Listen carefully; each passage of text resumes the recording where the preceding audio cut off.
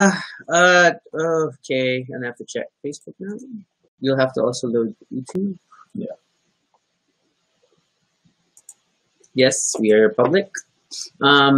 Chat is super borked, so I got nothing.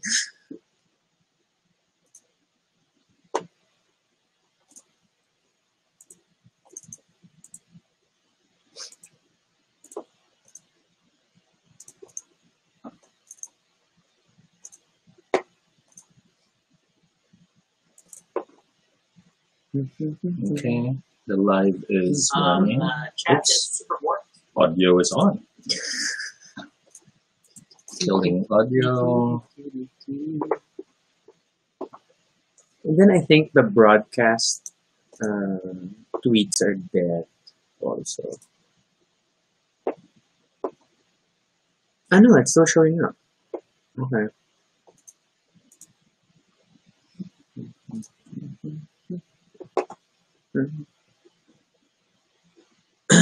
So we're gonna have to manually check your comments now. Our integration with Restream is temporarily down. I say temporarily in the hopes that Restream support and I can figure out what to do. We have done a lot of turning things on and off, and so far It's very off. Yeah. Oh, I didn't change to my reminder.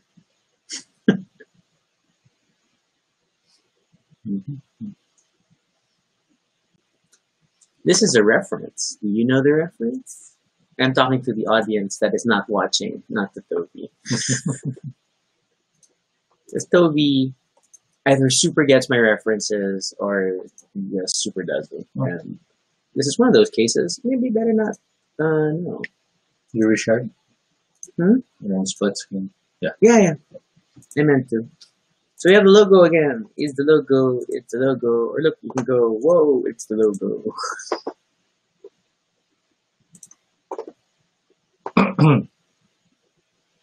TV's gonna die. And that's all right. And it'll dead. come back. We don't need it right now. So even the comments from YouTube won't appear? Yeah. Okay. I got nothing. So I will be comment guy. Yes. Our integrations are fully down.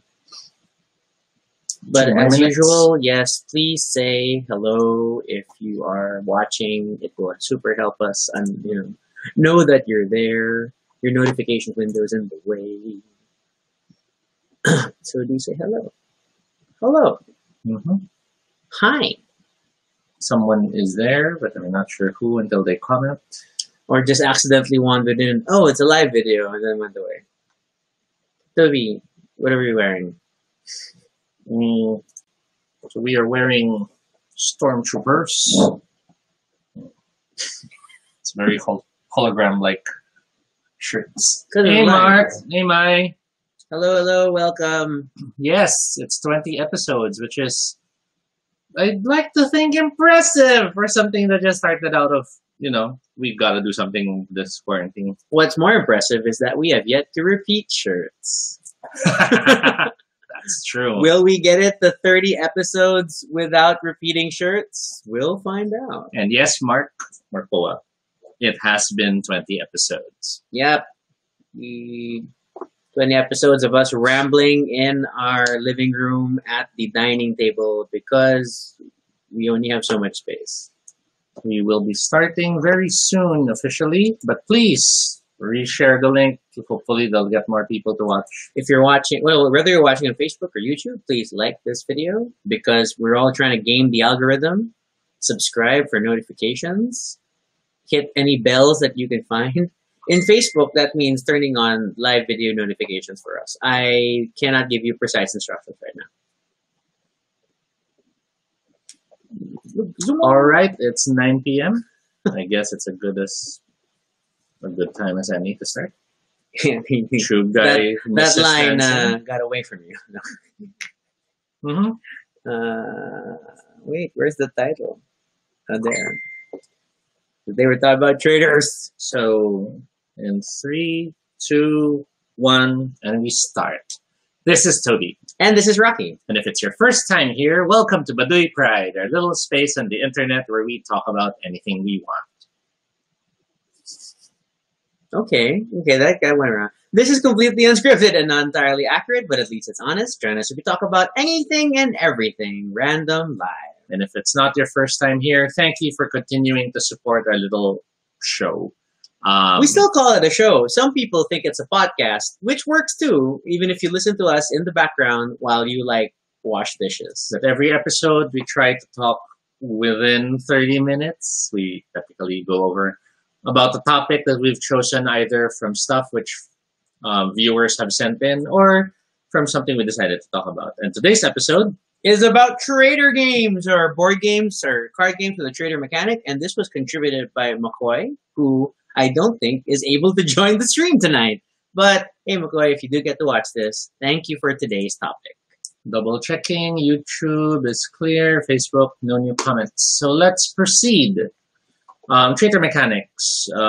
What do we mean by traitor? What's your earliest encounter with a traitor mechanic? And that will set our stage to talking about it. You no. Shadows over Camelot. Mm-hmm. Shadows over Camelot was my first traitor game. I think my first traitor game, as odd as it sounds, was this childhood game wherein you are staring at each other and then someone will blink and you're dead. And now everyone's wondering who the murderer is. Only because it's about having hidden roles. And in those hidden roles, one person is actually the antagonist in the game. Traitor mechanics are all about bluffing, in the sense that you want to make sure you're not caught as the traitor. But even some board games have already circumvented that as a main mechanic. And it has boiled down to someone in the group will be the enemy. And, and there are a lot of popular games already in this genre. When you talk about traitor sort of games, the common ones are probably going to come up are things like Avalon and Coup. Yes. And that's it. That's all the ones I always hear about. But today we're going to talk about the traitor mechanic games that we like, which just happen to not include those games. Things like the Resistance, the other one. But yes, so we're more gonna the Resistance than Coup. Yeah, Coup was more bluffing and roles. rolls. Yeah. Okay, yeah. So so we're going to talk about different. Well, we're going to talk about the games that we own and love that have traitor mechanics. Because, admittedly, with all the different games out there and the different flavors of how different games approach it, we've realized that these are some of the games that we really like. And so to kick things off, we are, this is what happens when you juggle your own broad. Okay, so while you're doing that, I'll just mention real quick, Mark Poa shares that Assassin was the name of the game to be mentioned with the blinking. Oh, okay. I've never played that? No. As a kid? Wherein you'd be sitting as a group looking at each other's eyes and then someone will go, I'm dead. Nope. Because that person's been assassinated by someone who blinks at them. No clue. Cool. Different childhoods. So let's start with different Shadows generation. over Camelot. Shadows over Camelot was by legendary designer Bruno Cathala. Is that how you say his name? Probably wrong. But it's basically about loyal knights uniting to save Camelot while a traitor secretly plots their doom. Yeah, and then it's one of those games where you start out, you are fighting the board. So it's a semi-cooperative game. Yes, but one of you may actually be a traitor, and that's the annoying thing. It's may be a traitor, and it's not even a guaranteed thing. It draws from, of course, the Knights of the King Arthur, wherein you have Merlin and you have the different knights in the round table. You don't have Merlin fully as a playable character until you get the expansion. But yes, Merlin's around. And part of the objectives include going on different quests, whether in group quests or solitaire quests, where you try to accomplish things by playing fighting cards. And interestingly, this is one of the reasons. This game became a quick favorite for us, because it was actually not too hard to teach to new players, since the key mechanic was similar to poker, wherein you either create for some pairs, of the quests, you create a full house, you create a straight. Yes. And then I think the insidious nature of the game is that there is so much hidden information that it really messes you up. So, for example, one of the quests is to retrieve Excalibur from the Lady in the Lake. You do this by throwing cards into the lake. I don't know why this is the logic. So you throw a white card To bring the sword to closer bring the to you. sword closer to you, and you play these cards face down. So nobody knows how bad or how good the cards are that you've thrown into the The lake. traitor can be there to throw out the good cards. Like high number card, because the highest number is 5. And ironically, the game has led to many accusations of a traitor only because people don't know how to play it perfectly. Yes, And it apparently becomes- being a new player or a bad player or just a secretive player increases the likelihood that people will accuse you of being the traitor. Mark also shares that his favorite part is that there's not a guaranteed traitor. My also comments that they played assassin when they were kids. And GM is once again showing us that GIF, which it The demonstrates. salt bite. Yeah, but it demonstrates him throwing things into the lake. No, because that's what traitors do. I really feel sad that right now we can't flash the comments on the screen, but that's life. Hopefully, we'll get that fixed. Okay, then so Shadows over Camelot is definitely one of the big favorites. Admittedly, I first learned of this game because of Will Wheaton's tabletop Mhm.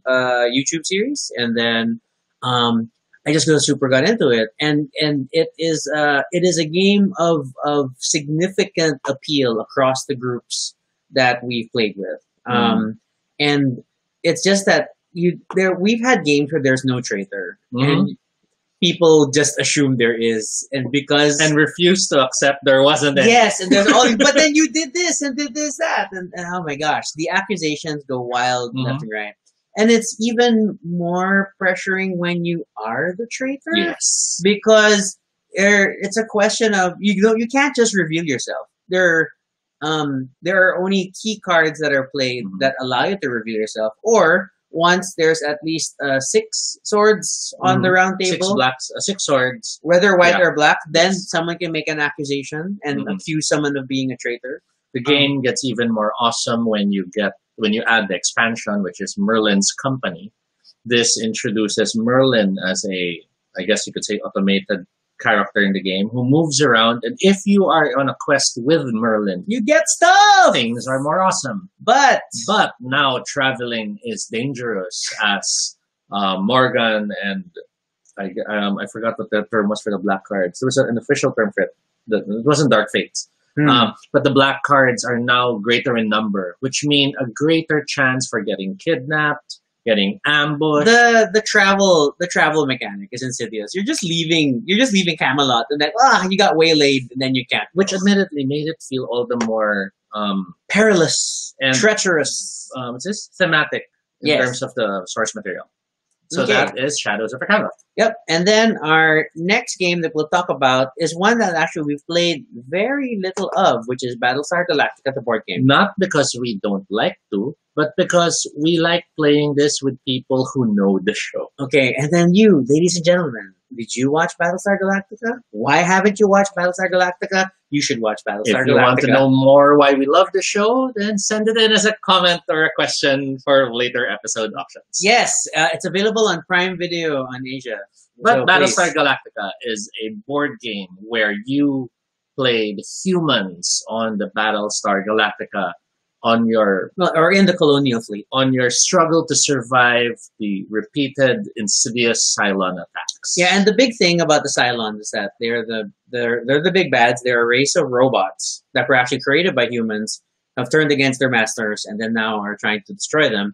But their latest innovation is that they now have silent sleeper agents that look like humans. So while other games have cards that might tell you you're the traitor from the very start of the game, in Battlestar Galactica, this semi-cooperative game that requires at least 3 players Most trader games need 3. has cards which are given out in sets. And during the first set, you might see you're a traitor or you might see that you're human. But then in a later part of the game where the second set of cards are revealed, you might learn, even if you were human earlier, you're a Cylon now. Which ties to the show because there was the initial wave of Cylons who were revealed, and then later waves that found out mid story or several seasons in. So that just turns the whole trader mechanic on its head because then it's just double jeopardy. You can honestly be playing towards the benefit of the group for the first half of the game, and then that second turn, you find out you're now a Cylon, so therefore you are now quote unquote a traitor. Then you have to work against the humans. And then part of the challenge of the game was that there was no player elimination. The Yes. most you could do was throw someone in the brig. And they can eventually get out of the brig if they roll right. It's just like jail in Monopoly. So, and there was there were so many elements that you had to control. The missions. Yeah, and with then different colors. whether you launch the fighters, you fire the guns and stuff, and then of course the Cylons are trying to sabotage you. The need to have enough time to do a jump. Yes. Without losing too much fuel, without losing too much population, and without losing too much water. And that's why then they made like 4 different expansions, well, 3 expansions on the top of the base game, just to fill out different parts of the story. And oh my god, it is great if you are a fan of the show. So we don't play it as much as we like because it's hard to find a group of fellow Battlestar Galactica people to play with. I mean, we can, but if it doesn't give you that same impact because they don't get why the show is this way, then we always feel they might enjoy a different game that then we'll play Shadows over Camelot, which they could relate with even more. So it's not. We don't want to force the game onto. So it's not a judgment on the game itself, but more we have to choose what we know will work better for the group we're playing with. We're responsible board game night hosts who try to cater to their guests. Unless one of us is a traitor. Can you please check for comments before you are a betraying traitor? There are too many ways to lose BSG. So we have some statements back from the earlier mentions. Mark mentions, have we tried the About Us video game? Oh, that one is the video game that has a traitor mechanic where you are on a ship. One of the people is an alien or a killer, and the rest of the players are running around trying to fix the ship. I think there's a lot of bad press about it because there are some players who are really trolling when playing. But I heard as well some good things about it. We have Mark Powell again mentioning Urim once played King Arthur as a traitor. It happens. Which happens quite often actually in our Shadows.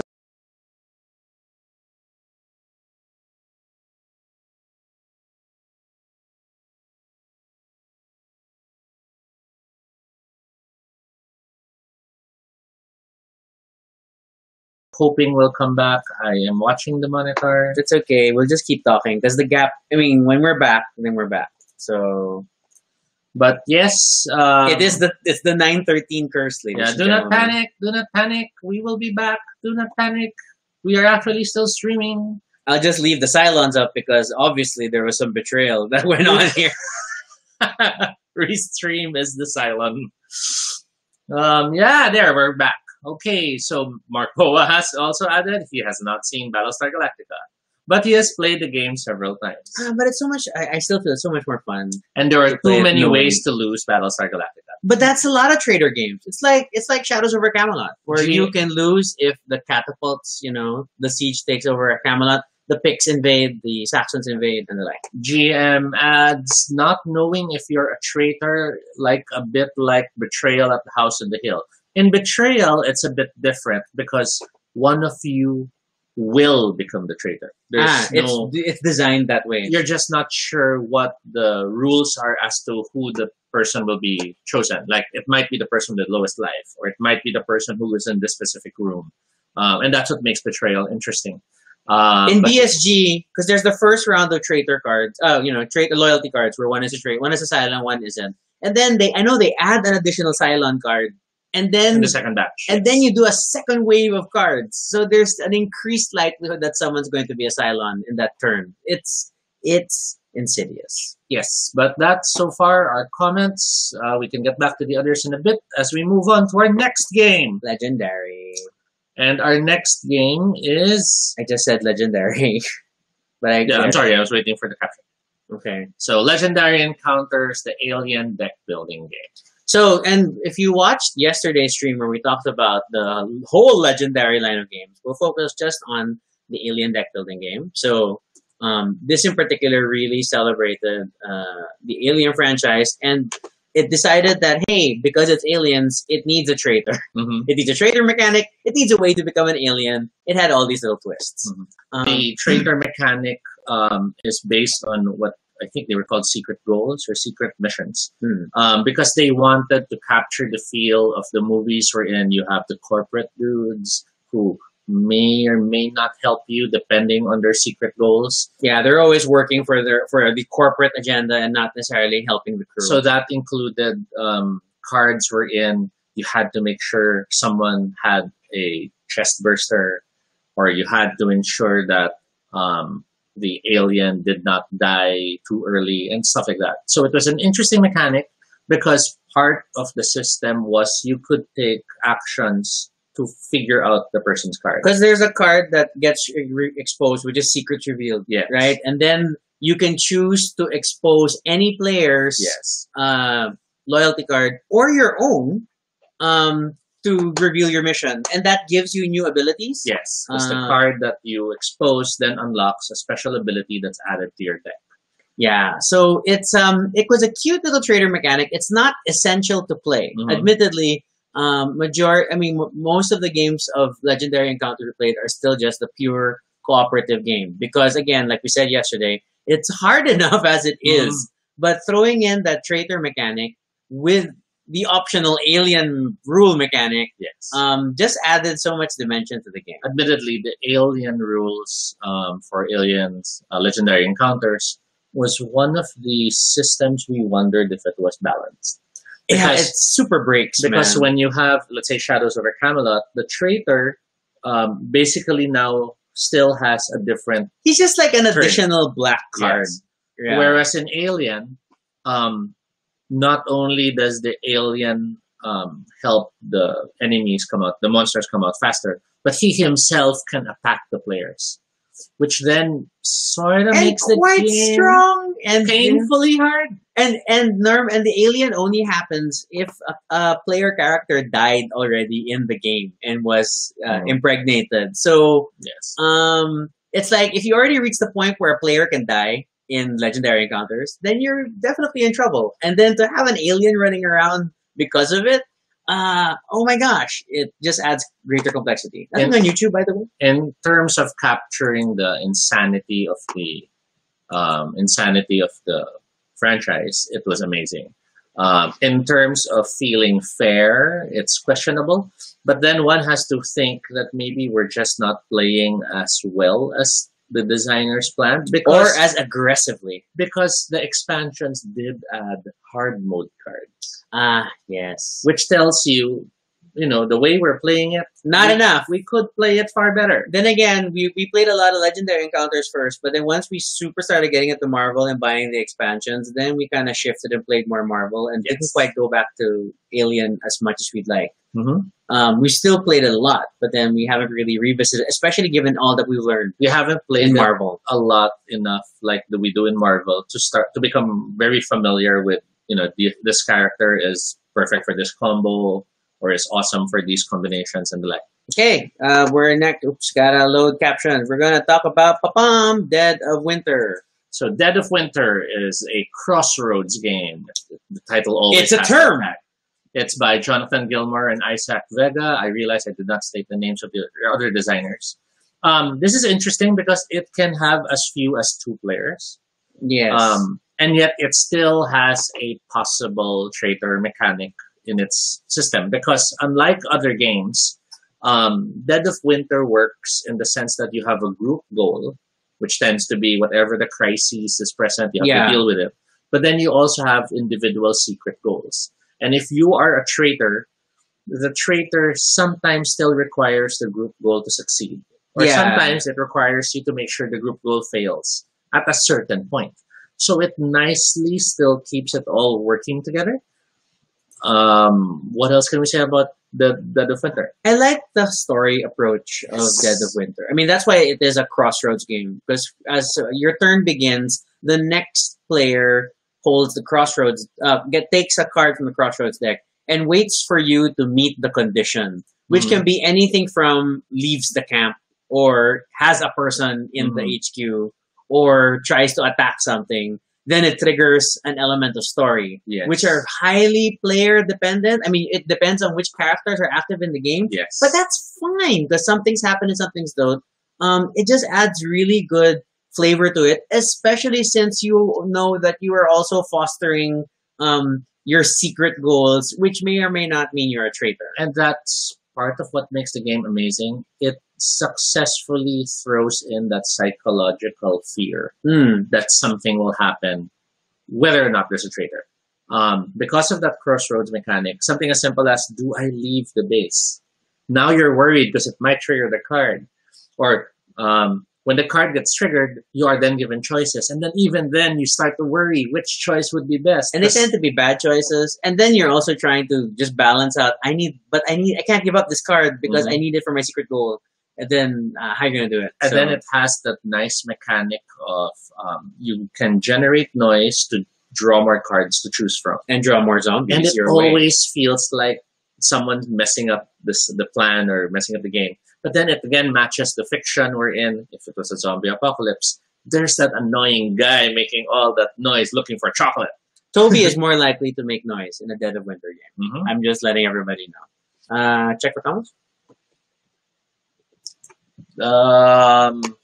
Urim shares Nick Yarte is good with Traitor games. Really? It's because we all trust Nick. Is that it? Nice to have you with us, Urim. Okay, and then our last none on YouTube. Yeah, our last game that we're gonna cover today is Secret Hitler, which some may argue is not quite a traitor game, but you know it's close enough. Which there are a bunch of other games we almost wanted to highlight because they're hidden role type games, but that's going to become a whole episode on its own.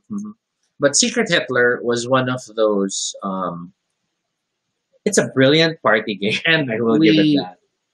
I can't remember if we heard about it through Kickstarter. I don't know about you because you printed out the print and play. When I first encountered it, I can't remember where, but I first encountered it because they made a print and play version of it available online, and I was curious. And it's designed by who? Can you read? It's Mike Boxleiter.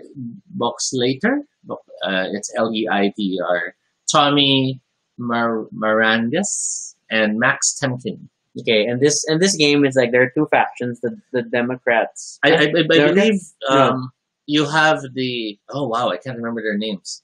Let's check the description real quick. You have the fascists and the liberals. Liberals, sorry. So you have turns wherein you have to nominate and vote someone to become the chancellor, and then that person will then call for the president.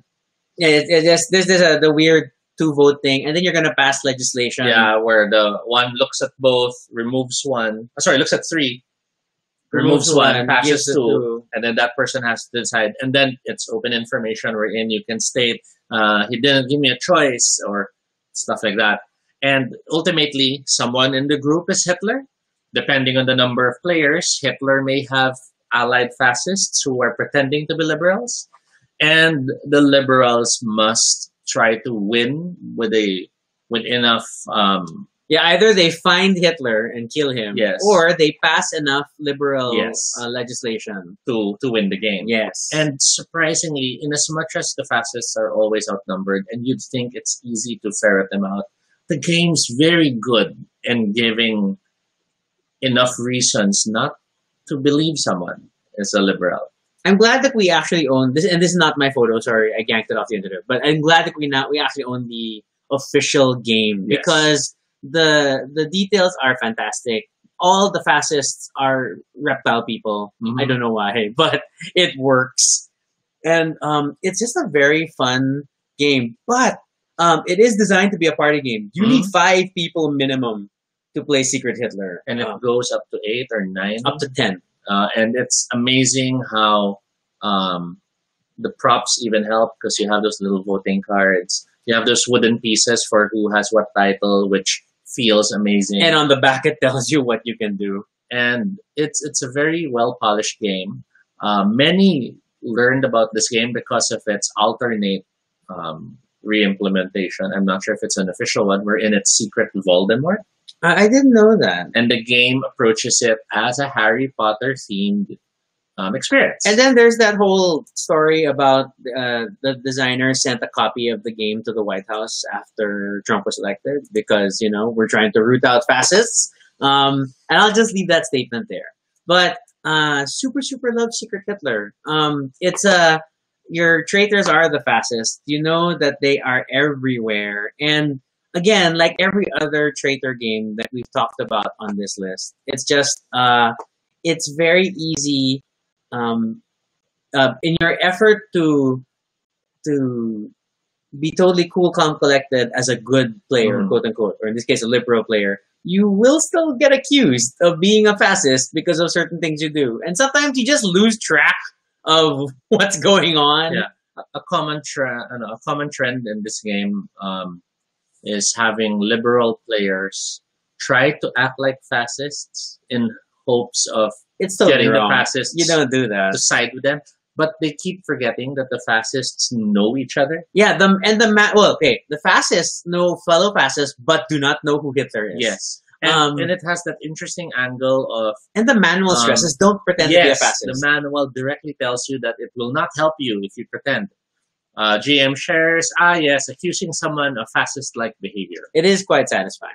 So, yeah, that is our list of traitor games that we own and enjoy playing. There are probably a bunch of other ones that, again, that we just just happen to not have yet. Or, I don't know, it doesn't, not quite as fun for some reason. Would there be, since we're down to our last few minutes, what would be a game you think would be interesting if it suddenly had an expansion that added a traitor mechanic? Because this sort of limits it to only cooperative games.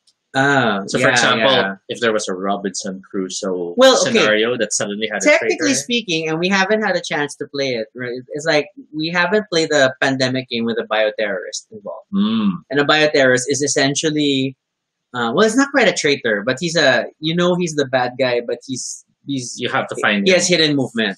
And it's similar to like playing Treasure Island, where you have a Blackbeard character. He is the antagonist, and with hidden movement. But I don't know. It's like what other cooperative games we have? So it's like Forbidden Everything. I don't know if that would be great for a traitor mechanic because survival is really the stress there. Oh, I'm looking around. Thunderbirds. Well, Thunderbirds would be interesting. I mean, if it had a double agent. Yeah, which is like pulls out the mask and I'm actually the bad guy. I'm actually the hood, or that something. Would be a cool. You could throw in a traitor mechanic into a feature. I mean, as much as the Thunderbirds game already has the hood expansion, which adds the hood as a playable character, but not quite a traitor.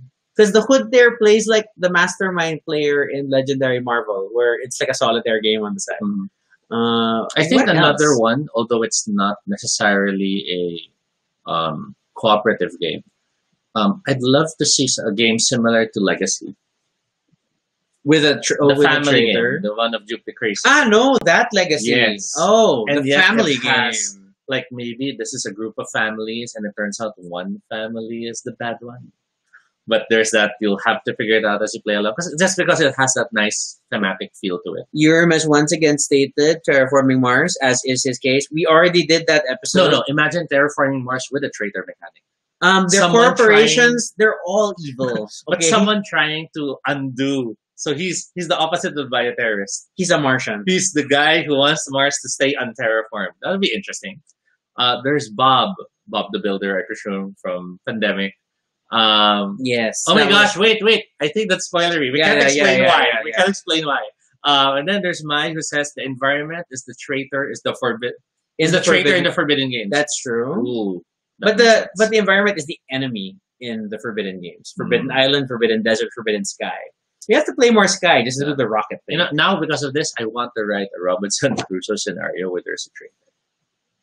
Oh.